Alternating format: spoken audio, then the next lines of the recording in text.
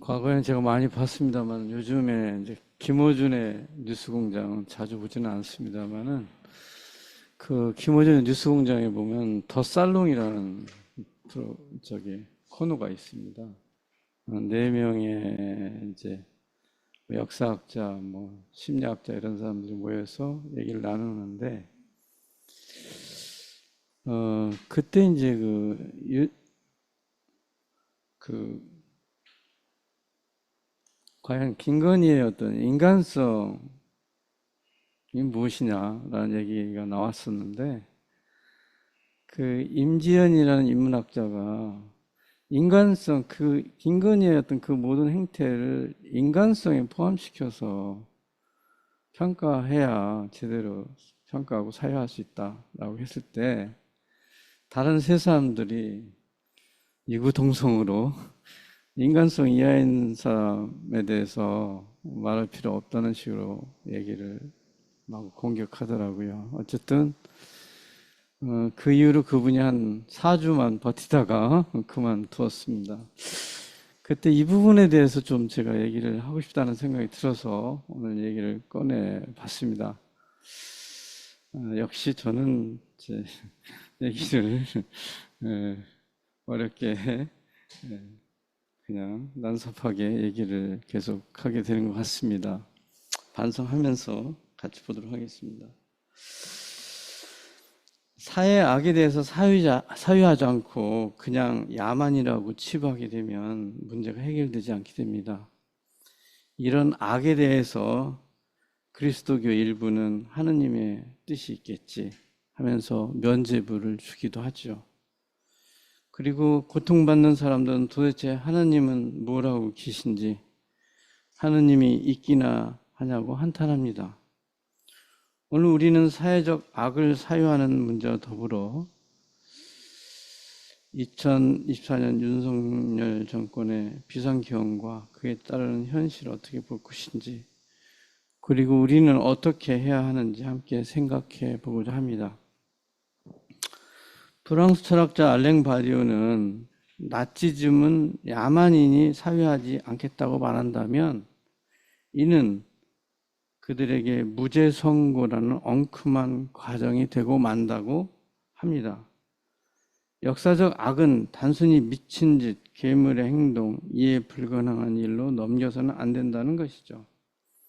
그는 악을 단순히 절대적 타락으로 낙인 찍는 방식이 오히려 사유의 중단을 가져오고 결과적으로 정치적 회피를 낳는다고 합니다. 그래서 그것은 반복됩니다.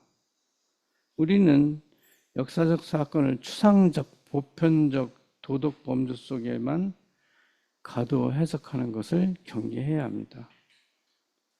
2차 세계대전이 끝났을 때 독일에서 그들은 전쟁 폐허 속에서 진한한 삶을 살아야 했습니다. 군인 500만을 포함해서 800에서 900만 명의 독일 사람들이 죽었다고 합니다. 연합군이 점령했지만 배급이 부족했기 때문에 기아에 허덕였고, 기아라는 것은 결국 약탈, 도덕적 붕괴, 이런 극심한 혼란에 빠졌습니다. 이것은 늑대의 시간이라는 책에 잘 나와 있습니다. 제가 한동안 하이데거를 공부하고 있을 때 하이데거로 논문 쓰겠다고 박사 논문을 할 때 한신대 강원동 교수께서 이 책을 꼭 읽어보라고 해가지고 읽어봤습니다. 어쨌든 이 책은 그때 당시에 여러 가지 사람들의 그 기록들, 뭐 여러 그 생활적인 기록들 등등을 다 수집해서 분석한 겁니다. 이 국가적 도덕적 붕괴 상태에서 살아남아야 했던 시기를 잘 묘사하고 있습니다. 그리고 이 시간을 제로의 시간이라고 불렀습니다. 또는 늑대의 시간. 아이러니하게도 그들은 죽음에서 벗어났다는 사실에 전례 없이 뜨거운 삶의 기쁨을 만끽했습니다. 항복 선언 후 보름 만에 영어관이 열렸고 보름 2달 만에 댄스홀이 생겼습니다. 다음에 으스스한 잔해 사이로 이미 카니발 행렬과 환상 무도회가 열렸습니다.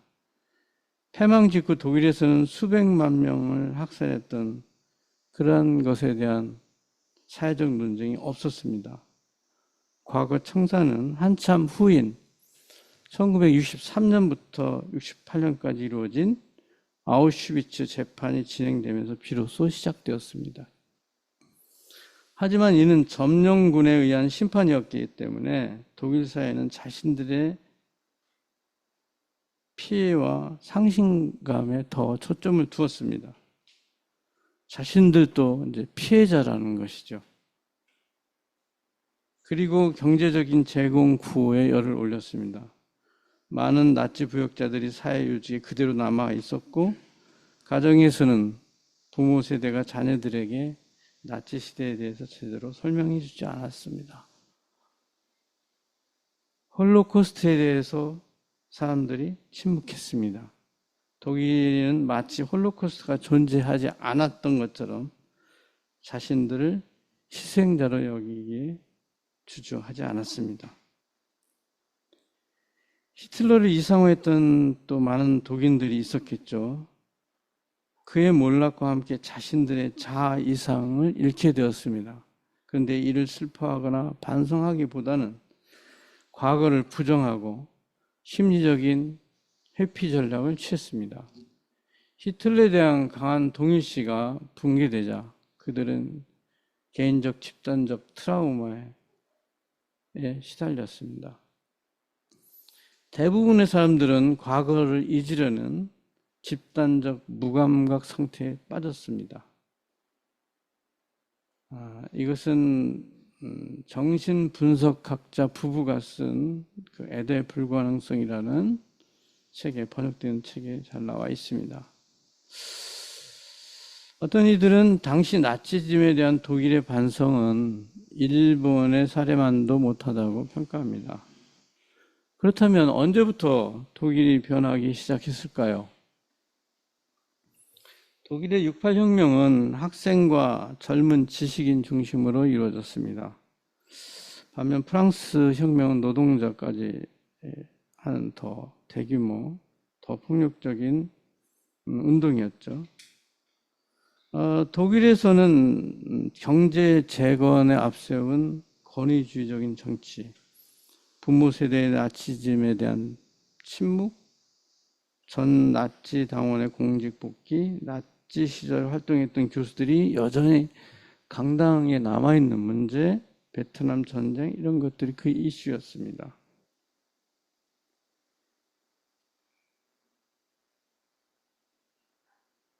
(68) 혁명의 지지를 받은 이제 사회민주당이 드디어 집권을 했습니다.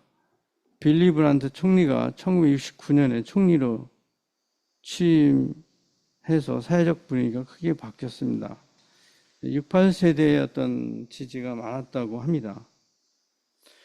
1970년 브란트 총리는 폴란드 바르샤바의 유대인 위령탕 앞에서 무릎을 꿇는 사건이 있었습니다. 여러분들도 그 사진을 많이 보았을 겁니다.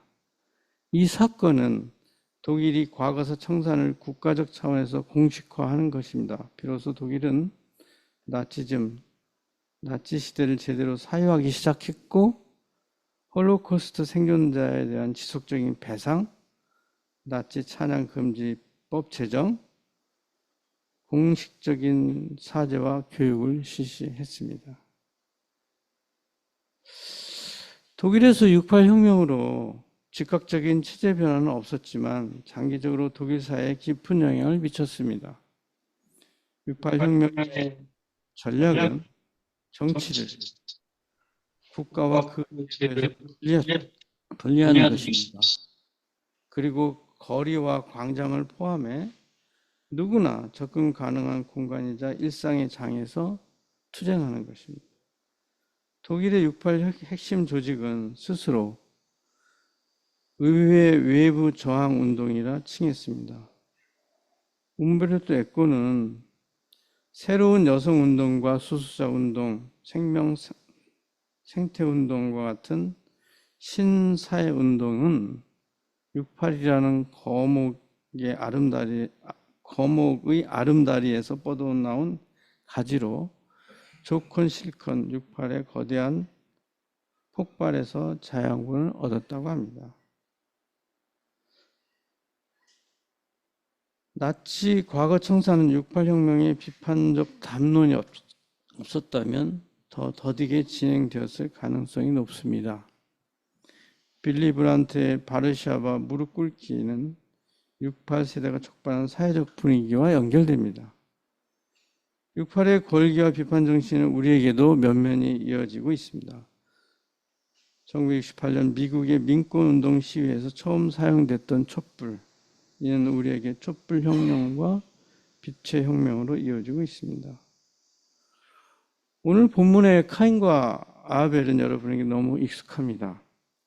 야훼 하나님은 카인과 그의 재물은 눈여겨보지 않으셨습니다. 왜 그랬을까요? 하나님은 카인에게 무슨 까닭으로 고개를 떨구느냐? 내가 행동을 잘한다면 고개를 들지 않겠느냐라고 말씀하십니다. 그의 태도나 행위에 문제가 있음을 암시합니다. 이는 카인의 제사가 단순히 재물의 문제뿐만 아니라 그의 마음 상태와도 관련되어 있음을 시사하고 있습니다. 야훼 하느님은 카인에게 질문합니다. 너의 아우 아벨은 어디 있느냐? 이는 단순한 심판이 아니라 윤리적 책임과 관계성에 대한 사유를 요구하는 질문입니다. 카인은 몰라요. 제가 뭐 아우를 지키는 사람인가요? 라고 대답하죠. 카인의 반문은 책임 회피이지만 동시에 타자에 대한 책임 윤리를 묻는 근본 질문입니다. 절대 악으로 규정했다면 이 질문은 불필요했을 것입니다. 하지만 하느님은 카인에게 자기 행위의 의미를 묻고 책임을 자각하게 하려는 시도를 합니다. 하느님 또한 이렇게 말합니다. 행동을 잘하지 못한다면 죄가 문 앞에 숨어 기다리고 있다. 너에게로 죄의 욕구가 향하고 있더라면 넌 이겨내야 해. 하느님은 카인에게 단순히 악하지 말라고 명령하는 것이 아니라 내적 싸움의 실존성을 자각하게 하고 선택을 촉구하는 것입니다. 죄의 욕구는 인간의 존재적 불안과 욕망의 갈등을 상징합니다. 카인은 자유와 책임 사이에서 선택해야 하는 실존적 순간에 직면하게 됩니다. 카인의 이야기는 단순히 개인적 도덕적 실패나 절대 악의 문제가 아니라 사회적 심리적 조건들이 어떻게 폭력을 유발하는지 그 구조를 만들어 보여주는 원형적 내러티브입니다. 현대사회에서도 소외, 불평등, 좌절감 같은 것들이 분노를 증폭시키고 그 분노가 종종 약자에게 분풀이 되는 패턴이 반복되고 있습니다. 오늘날 우리 정치권의 모습에서도 카인의 모습을 볼 수 있습니다. 경쟁보다는 갈등과 대립을 일삼고 서로 책임을 떠넘깁니다. 자신의 실패를 성찰하기보다는 결과와 이해관계에 집착합니다. 사회적 악을 이분법으로 보며 사유하지 않는 경우를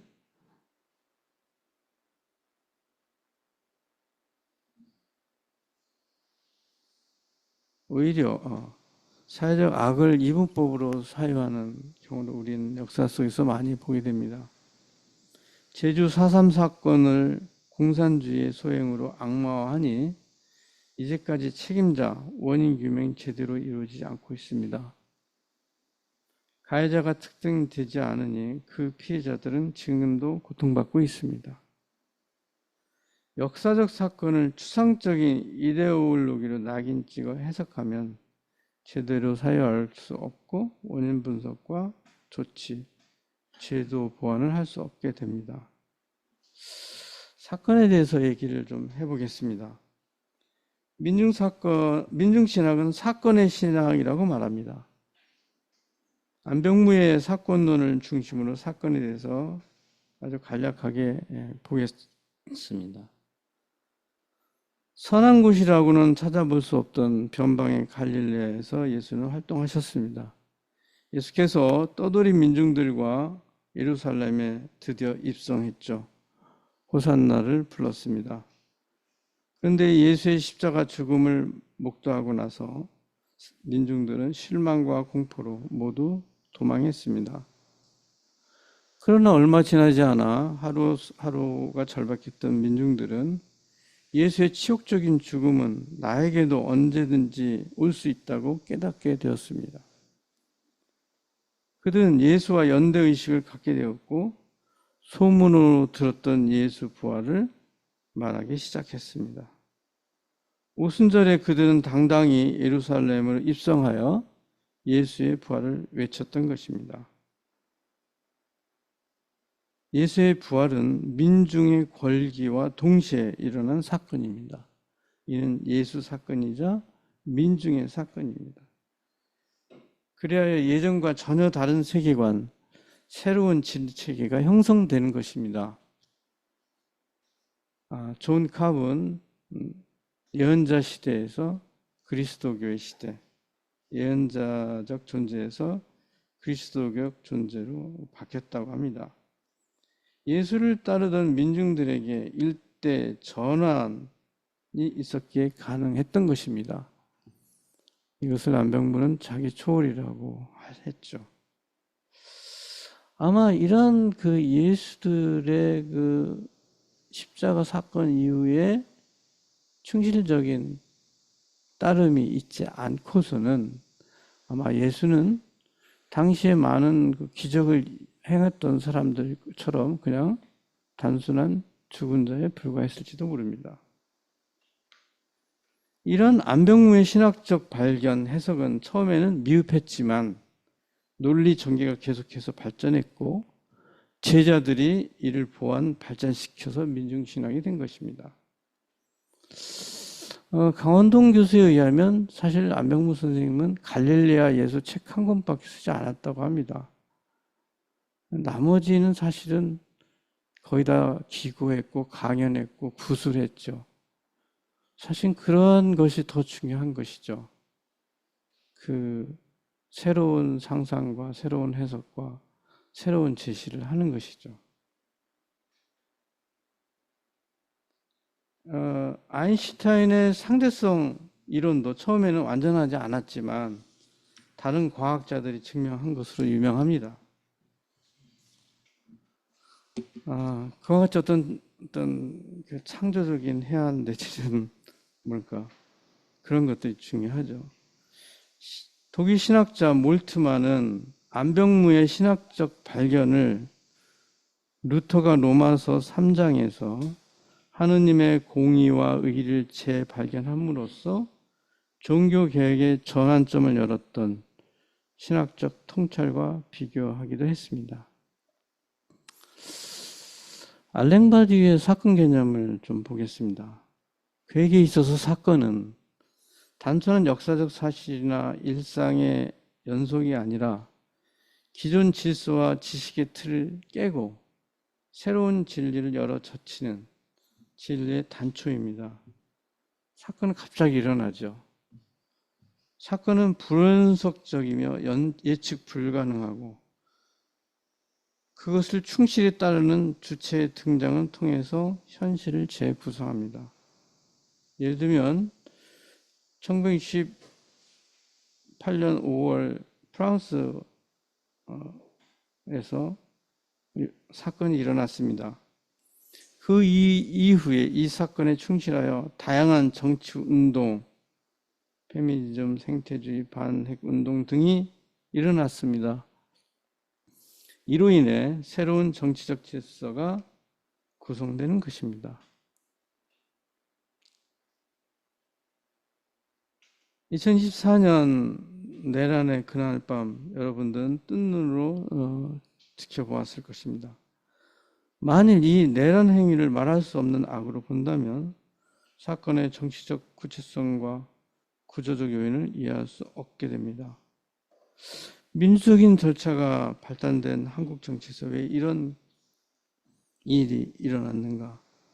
어떤 맥락에서 그것이 가능했는가? 등을 분석해야 합니다. 그리고 이후 시민단체들의 향후 대응, 새로운 주체의 탄생, 또 절차적 민주주의 한계 등을 논의해야 되겠죠. 그렇다면 2014년 비상계엄은 사건과 어떻게 관련되는 것입니까? 2024년 비상계엄 선포는 국정혼란과 안보위기라는 명분으로 기존 권력 질서의 붕괴를 막고 오히려 억압통치를 강화하려고 했습니다. 따라서 이는 가짜 사건이며 사건의 탈을 쓴 반사건이라고 볼 수 있습니다. 그렇다면 사건은 무엇인가? 내란을 막아낸 주체들, 마지못해 그 헌재 파면 결정, 이런 것들은 과거에 대한 단절, 변혁적 요소가 있기 때문에 바디오적 의미에서 사건이라고 할 수 있습니다. 또 안병부적으로 본다면 사건이 되게 하기 위해서는 단, 폭력의 악순환을 끊는 단절의 단이 있어야 합니다. 자기 안에 한을 의식한 민중이 진실된 사건을 접하고는 결단하고 변화되는 것을 단이라고 합니다. 단을 통해서 이것이 이루어지는 것이죠. 그래서 사건을 믿고 따르는 충실한 주체, 새로운 주체가 탄생하는 것입니다. 여러분, 민가염 어머니들을 보면 그것을 알 수가 있습니다. 또 바디우는 주체라는 것이 항상 고정되어 있는 것이 아니고 주체는 하나도 아니라고 합니다. 바디우는 정치적 현실 속에서 또는 학문 속에서 예술 속에서 사랑 관계 속에서 주체가 그때 나타난다고 보고 있죠. 그리고 주체는 또 변합니다. 6.82 혁명인 것은 단이 있었기 때문입니다. 그리고 정치 외적인 민중들이 저항했기 때문입니다. 민중들의 대대적인 저항과 변혁운동이 일어나야 하는 것입니다.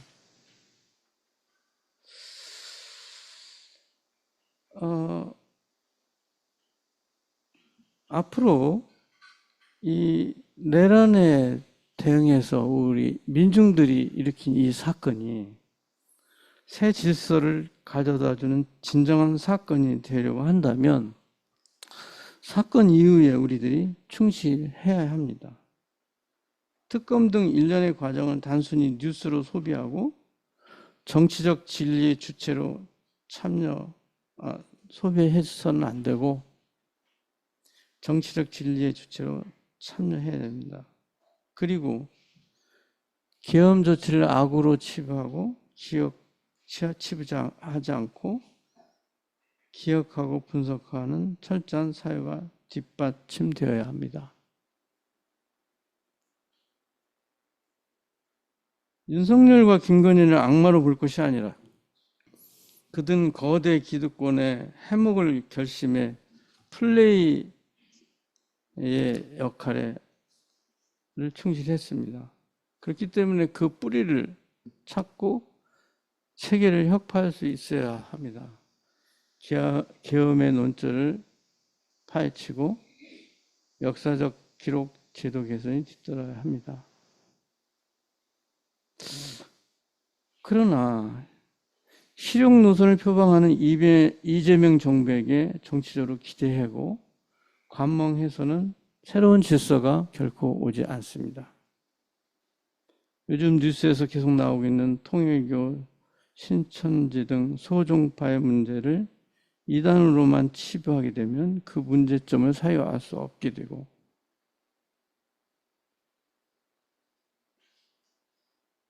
그렇게 됩니다. 그동안 정권과의 유착관계를 철저히 따지고 단절할 수 있어야 합니다. 민족 문제의 경우 혁명적인 변화가 있어야 됩니다. 즉, 평화협정, 이념적인 대립 극복, 보안 철폐, 남북교류 및 긴장 완화 등 사회적으로는 극우 집단의 발호에 대해서 철저한 사유가 우선 선행돼야 하고 근본 원인을 찾아서 그것을 뒤집어야 해결이 될 것입니다. 포괄적 차별금지법도 제정돼야 되고요. 사실 포괄적 차별금지법은 4개의 영역에 대해서만 현재 안이 나와 있습니다. 고용, 재화 용역, 교육, 행정 서비스. 그렇지만 좀 더 그 대상이 확대되어야 할 것입니다. 헌법적으로 또 새로운 변화가 있어야 되겠죠. 경제적인 측면에서는 자본주의의 근본적인 변화가 있어야 되겠죠. 그 중에서 자본주의의 사적 소유 개념에 대한 올바른 인식이 있어야 될 것으로 봅니다. 안병무 선생은 일찍이 공 개념을 말씀했습니다. 우리는 극히 일부만을 사적 소유로 점유하고 또 사회는 이를 인정합니다. 다른 모든 것은 근원적으로 공유 상태에 있는 것이죠. 우리는 토지 등을 사적으로 소유하고 있지만 이는 공적 질서와 법적 규범 위에서만 정당화될 수 있습니다. 그리하여 공유 자원으로부터 얻게 되는 수익으로 기본소득을 모두에게 줄 수 있어야 합니다. 그렇지만 이러한 그 예들은 새로운 질서를 위한 변혁적인 조치들이라고 하기에는 저는 멀다고 봅니다. 68의 구호와 같은 새로운 구호가 있어야 된다고 봅니다. 68의 구호는 보도블록 아래 해변이 있다 였습니다. 노동자들이 그 격렬한 데모를 하려면 보도블록을 다 뜯어내서 이제 깨고 던졌는데 그 보도블록 밑에는 모래가 있었습니다. 그 모래를 보면서 해변을 연상했죠. 그래서 그 보도블록 아래 해변이 있다라는 구호였는데 그 말은 이 보도블록이라는 어떤 질서와 억압을 걷어내면 해변, 자유, 자연, 해방이 드러난다는 얘기죠. 이런 그 새로운 구호가 오늘날 있어져야 된다고 봅니다. 예술 문화 영역에서는 성찰, 비판, 저항의 진리를 드러냅니다. 이는 K-팝, K-드라마, 이런 K-칼처가 그럴 것 같습니다. 이 K-컬처는 독창적인 콘텐츠, 그리고 현대인의 좌절 속에서도 긍정적인 메시지, 팬덤 속에서 의사소통하는 등 이런 문제로 세계적으로 각광을 받지 않나 생각됩니다. 여기에는 새로운 문화에 대한 제한이 있다고 봅니다. 디지털 공간에서의 새로운 정치적 주체가 형성될 필요가 있습니다. 디지털 공간이 앞으로 사건의 장이 될 수도 있습니다. 이 장소는 기존 질서가 작동하면서도 동시에 그 질서의 균열을 일으키는 가능성을 품고 있어야 합니다. 새로운 담론, 새로운 주체의 탄생이 이루어질 수 있는 공간입니다. 자, 기독교적으로는 어떻게 봐야 할까요? K신학은 바로 민중신학입니다. 그렇다면 크리스치애너티나 또 K 크리스천에 대해서 생각해 봐야 합니다. 안병무 선생님은 한번 설교 시간에 불교에는 부처가 많이 나오는데 우리 기독교에는 진짜 예수가 없다라고 한탄한 적이 한번 있었습니다. 한국 교회는 그동안 자신 안에 있는 괴물, 즉 시대 변화에는 아랑곳하지 않는 교리 싸움, 자본주의 천병 노릇, 이데올로기 애로 매몰 등을 끊어내고 창조적인 힘으로 변화될 수 있는 단이 있어야 합니다. 민중신학은 현장의 신학입니다. 현장으로 달려가서 현장에서 이겨내야 합니다. 고하는 선생님은 저한테 우리 모두는 안병무한테 코가 꼈다라고 얘기를 한 적이 있었습니다. 사실 저야말로 1993년도에 안병무 선생님한테 한 1년 그 해에 한 달에 한 번씩 설교를 들으면서 결국 안병무 선생님한테 코가 끼었습니다. 그래서 정말 늦게 이제 신학을 하고 사실 처음에는 민중신학을 보지 않았었습니다. 전통신학에 대해서 공부한다고 했는데 그것도 공부가 제대로 안 됐고 이제 민중신학을 보기 시작했습니다. 사회적 악이 무성한데 너의 결단이 필요하다. 사회적 악이 많은 곳에 너의 할 일, 은혜가 많다. 야훼께서는 카인에게 말했습니다. 넌 이겨내야 해. 잠시 침묵하겠습니다.